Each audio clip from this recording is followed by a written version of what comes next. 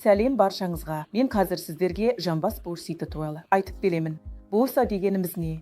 Бұл буынның жанында орналасқан сұйықтыққа толы қап.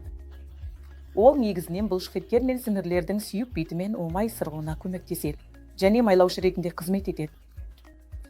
Адам белгілі бір буынды шамадан тыс пайдаланғанда, мысалы, ұзақ қашықтыққа жүру, жүгіру, жүзу, баспалдақпен көтерілу, шаңғы тебу кезінде немесе сол буынға жарақат, кернеу, дұрыс емес орналасу, сол буынға әсер ететін дұрыс емес күйде ұйықтау, немесе сол буынның айналасында жасалған кез келген операциялар кезінде. Мұның бәрі бурсит деп аталатын жағдайға әкелуі мүмкін. Бурсит итис дегеніміз қабыну, яғни сол бурсадағы қабыну. Сонымен науқастың шағымы қандай болады? Науқас таңертеңгі қаттылық немесе сол буынды кез келген әрекет үшін пайдаланғанда ауырсыну сезінумен келеді.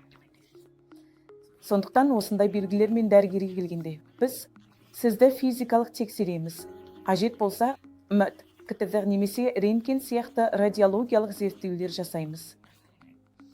Диагноз қойылғаннан кейін біз сізге стероид емес қабынуға қарсы дәрілерді қабылдауда ұсынамыз. Олар бурс айналасындағы сынуды азайтып, ауырсынуды жеңілдетуге көмектеседі.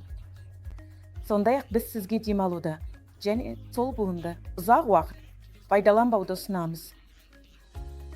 Біз сізге балдақ сияқты көмекші құралдар береміз және сол буын айналасындағы бұлшықеттердің күшін арттыру үшін физиотерапияға баруды сұраймыз. Өте ауыр жағдайларда стероидты инъекциялар да бар. Және егер осы хирургиялық емес араласулар сізге көп көмектеспесе, онда хирургиялық әдістер де қолжетімді. Рахмет.